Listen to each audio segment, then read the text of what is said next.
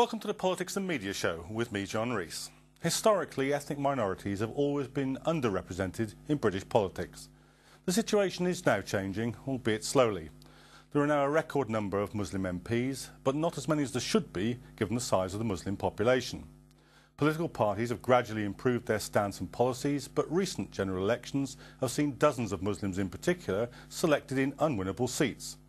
This week, the Liberal Democrats announced a leadership programme which it says aims to support future parliamentary candidates from underrepresented backgrounds through training and mentoring. In the past, the party has had a mixed track record, having never had a Muslim MP, even though many have been selected as parliamentary candidates. Now, before we discuss this, let's take a short look at this report. Order. Statement, the Prime Minister. The issue of underrepresentation of women and minority groups in British politics has been an ongoing one.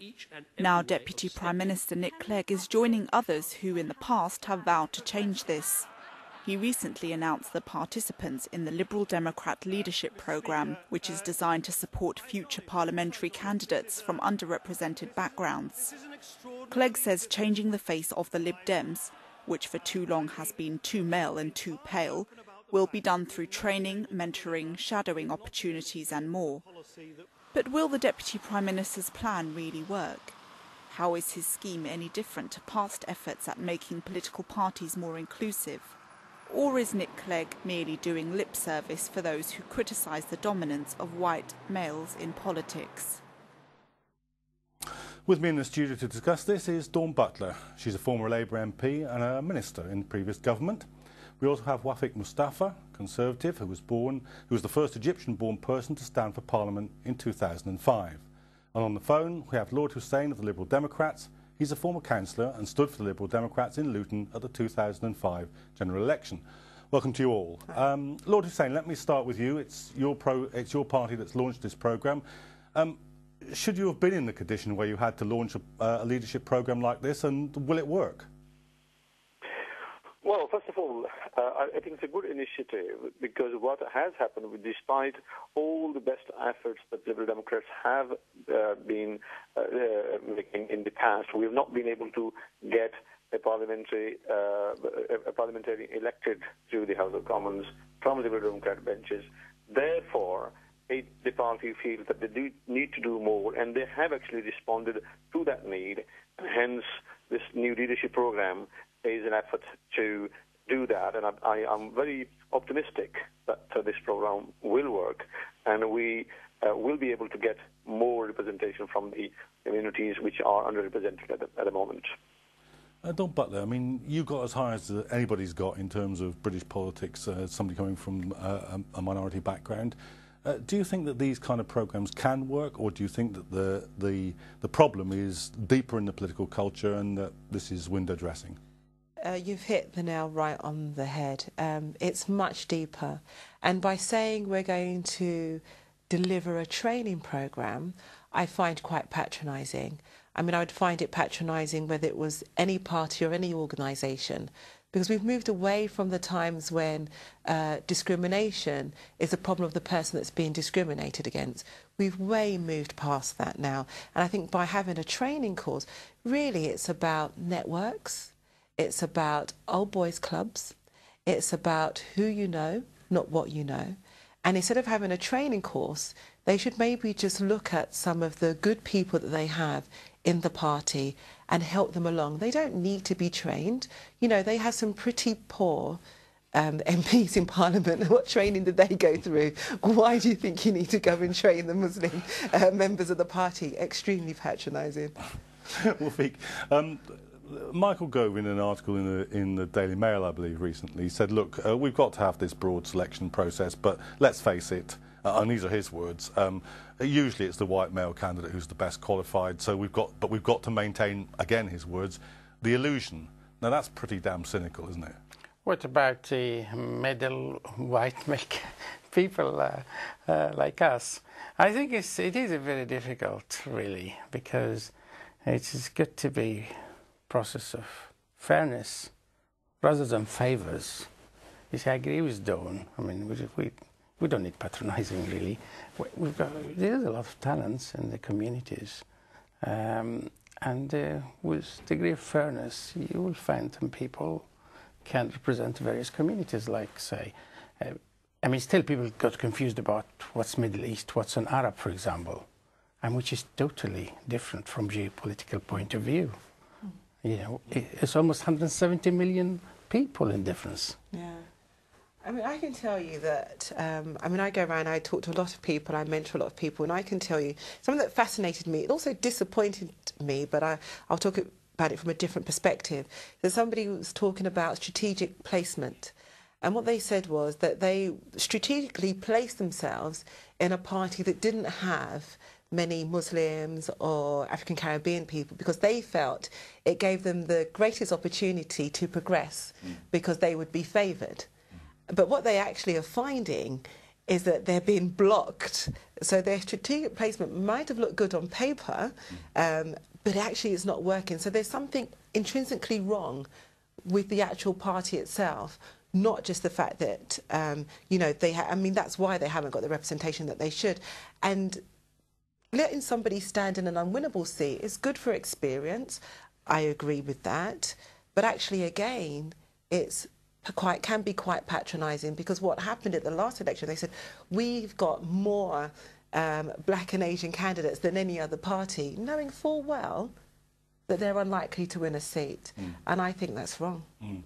Lord Hussain, isn't this true? I mean, that this is, well, to use Michael Gove's word again, this is the management of an illusion, and that something much more fundamental would have to be done to really alter the characteristics of the people who are actually elected. Well, can I just say that it is not only a training program. What is on offer is that we will make sure that at least 50% of the people who go through this program will be women, and at least 20% will come from the ethnic minorities, and then from various other disadvantaged social and economic groups of people who are not represented to the level that it should be. And also, can I just say that what this will also give is that we will make sure that in the target seats and in by-elections, at least 2 shortlisted candidates will be from those who have been on the leadership program. So it will give them that advantage as well by going through this program to be shortlisted. Now, I'm not saying that it is, you know, we're perfectly sure that this is going to work, but we have to do something more than we have done in the past, and this is what we are trying to do. And also, can I say that with a small party, we don't have as many safe seats as the bigger parties do have, but what we do need is stronger candidates. And if I just give you an example of my own constituency that I ran twice for in 2005 and 10. If you look at the results before I ran for the parliament in Luton South, Liberal Democrats were 4,000 and the winning candidate had 21,000 votes. And then, of course, I didn't go through any programs and I wasn't trained in that way. But, of course, what we do have is you need to have local connections, and I was a local councilor before that. And in 2 elections, the difference between the Liberal Democrats and the winning candidate came down to 5,000 instead of 17,000. Now, okay, what we need to do let me just stop you there, because there's some issues that you've raised there which I want to bring the other guests in on. Lord Hussain mentioned there that the programme is about other socially disadvantaged groups, and that's what it says in the publicity as well. And there's a kind of hidden question here as well, because it's not simply about ethnic minorities, it's about the class basis of the people that are being chosen as well, because most people from ethnic minorities in this country are working people, not professionals in the middle class. There's a kind of double barrier there. I mean, it's still the case that the majority of MPs are lawyers, I think the single biggest group, occupational group, and certainly other professionals as well. So there's another thing going on here as well, isn't there? Yeah, and I agree, and I think Parliament suffers from that. I think there's a breadth of people from working class backgrounds, and I think that we do have a class problem in Parliament. I'm a working class girl, quite proud of it, quite proud of my roots, and you do feel that you are in the minority in another sense when you're in that place. But I do think that Lord Hussain, I think it's a good idea that you have, say, 2 people who are from African or Asian backgrounds on a shortlist. why do they have to have gone through the training course to be on that shortlist? You know, this is PR. And I'm saying, if you're going to do it because you want to do it. Do it because you feel it's the right thing to do. Don't do it because you want to make headlines in the paper, because that's disingenuous. And actually, and as I say, I find that completely patronising.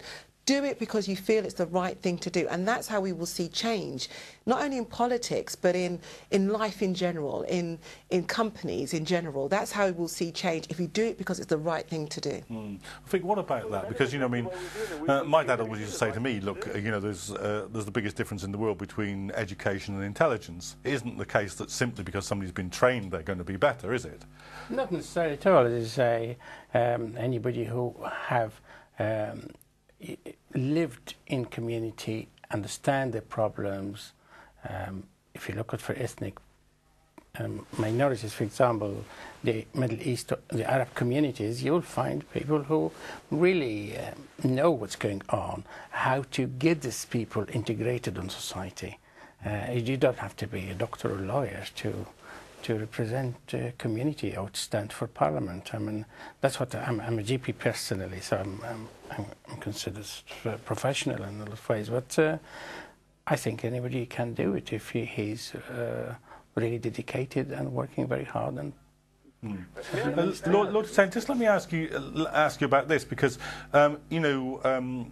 It used to be the case that one of the channels in which people from outside the kind of charmed circle of the professional classes could get into Parliament was through the trade unions. But, you know, there's a pretty universal hostility towards them among the political class now, so that can't be making this situation any easier, can it? Well, what I'm saying to you is that this is not the only get into the selection process for the minorities and disadvantaged groups of people in the country. This is an extra way of getting in the system.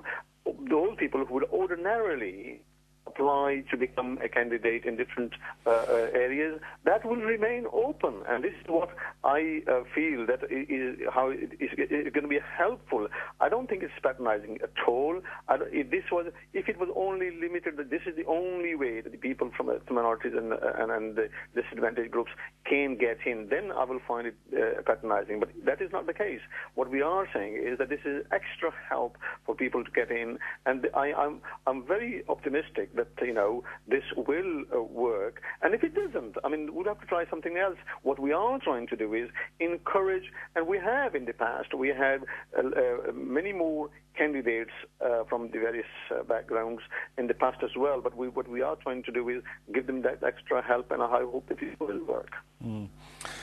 What do you think about, I mean, because, I mean, when you compare a kind of leadership and training program like this, I mean, even if you thought, okay, well, maybe it's not the most important thing, maybe it's a bit patronising, but at least they're trying their best. It's a fairly thin thing compared with the kind of weight that the trade union movement, which was a whole sort of school and university for people who weren't in the normal political class. And do you feel uncomfortable sometimes that the leaders of the Labour Party denigrate that route into Parliament, or seem to be dismissive of the unions when it was so much part of Labour's ability to overcome these problems? Yeah, I mean, the trade unions gave birth to the Labour Party, so the Labour Party was born out of the trade unions as a party of challenge, because there were only ever two parties. There was the Lib Dems and the Conservatives, and then the trade union movement gave birth to the Labour Party. And I think that the trade unions at the moment are being misunderstood in Parliament, and I think it's a huge mistake, because you are quite right. I mean, the activists, the people that you find, I'm a trade unionist, and the activists that you find that will come through the trade union movement come through for a specific purpose. And everyone says they come in to make change and to change, but you know, you literally come in because you want to change people's lives from what they've been doing, where they've come from, and you understand that that's a route to that change. So yeah, I am disappointed that the trade unions have been treated in the way they've been treated, because at this time of austerity measures, the only organisation, if you like, that are fighting for those people at the lower echelons of society that need the most help are the trade unions, fundamentally because that's their job. and they understand their job and they do that job well, and they're the only ones fighting, as well as the Labour Party's also fighting. But when you're in Parliament, you know, you also have, you know, you're arguing against the Conservatives. You have to weigh up the difference. You have to compromise. You know, as a trade unionist, what the beauty, if you like, is that you don't compromise very much, because it's not your job to compromise. Your role isn't to compromise. Your role is to get the best deal possible. Eventually, through negotiations, you compromise, but you go in, you know, hard to make sure you get that best deal. But back to Lord Hussain, and I mean, I don't know many Lib Dems personally. I will admit that. But you know, anyone that doesn't see this as a problem, if you say, well, if you're then saying, well, the training course isn't the only route and there's other routes, well, the other routes haven't worked. That's why you're doing the training course. And now you're saying the training course isn't the only route. There's a fundamental problem. You're trying to not look at the cause of the problem. You're trying to just cure it without looking at the cause of the problem. Yeah, well, let's talk a little bit about the causes, because, I mean, these are reflections of much deeper rooted problems in the society. And at a time when the Conservative and Liberal Democrat government is pushing through a whole series of cuts in the welfare system, this is choking off the opportunities of people who might want to go into politics, among many other things. But one of the things that it's doing is choking off people's ability to develop the skills which would carry them through a political life, isn't it? Yeah, but it's because politics needs time. I mean, when I stood for Parliament 5 years ago, it took a lot of my time to attend training courses, to travel to Liverpool. It's so much. You get locums. It's very costly, and mentally challenging as well, because you have to keep up with your medicine as much as with politics, and keep up with the latest and keep up with so many challenges. Okay. So I think it is. I mean, I must say, in the Conservative Party, there was training programs. Once you become a candidate or prospective candidate, there is various training programs, media training, etc. You have to have time. That's why our politics is in trouble. Okay, well, let me just put this wider point, just as we're moving towards the end of the first part of the programme. Lord Hussain, your government is making conditions for people who, from disadvantaged groups, from ethnic minorities, almost impossible to get into politics, whatever training programme you have, because it's degrading the quality of their education and their lives through cutbacks, surely. Well, I don't agree with your assumption, because I base my knowledge on the information that I have. And let me tell you, locally, where I live in, our membership Liberal Democrat membership has gone up comparatively much bigger in these months that we have been in, or in the time that we have been in government, then you know, comparing to last year or year before. So I can't say that, you know, we are scaring people away at all. And many of those who are joining the Liberal Democrats are from various disadvantaged groups, and I am witness to that, and I know it is happening. So it is not necessarily what the press would like us to believe, that, you know, we are driving people away from the Liberal Democrats. That's not the case. People do understand that it is the situation that we have, the country found itself, the Liberal Democrats and the coalition government have found themselves in, and in order to balance the books, they're having to make some very difficult, not necessarily popular, but very difficult decisions, which may affect a lot of people on the ground. But that is an unfortunate thing, that we find ourselves in a situation not of our own making. Okay, well, thanks for that. Do you think that's the case, that the cuts are making no difference to the chances of people being able to develop in a way that they could make a successful political career? I'm trying not to laugh. I'm sorry.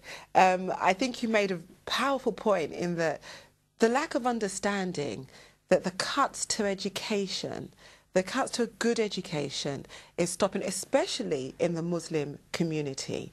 The cuts to a good education means that you are stifling their life chances. The increases in tuition fees means that you are stifling their life chances. The fact that more than 1 in 5 young people are unemployed, and long-term unemployed even more, means you are stifling their life chances. So not just their chances of getting into Parliament, but their chances of progressing through society and getting a decent job and integrating in society and being taken seriously. I mean, when you take professions like bankers seriously. For instance, we have enough bankers and we have enough lawyers in Parliament. That's not what you need to make a good Parliament. You need people, you need grassroots, working class people in Parliament from different backgrounds in Parliament to make the decisions, people who understand that these austerity measures are segregating and creating an underclass in society. It's a powerful point. Good point to leave it on. That brings us to the end of the first part of the Politics and Media programme. I hope you'll join us in the second part, where we'll be discussing, among other things, David Cameron's speech advocating a return to Christian values in this country.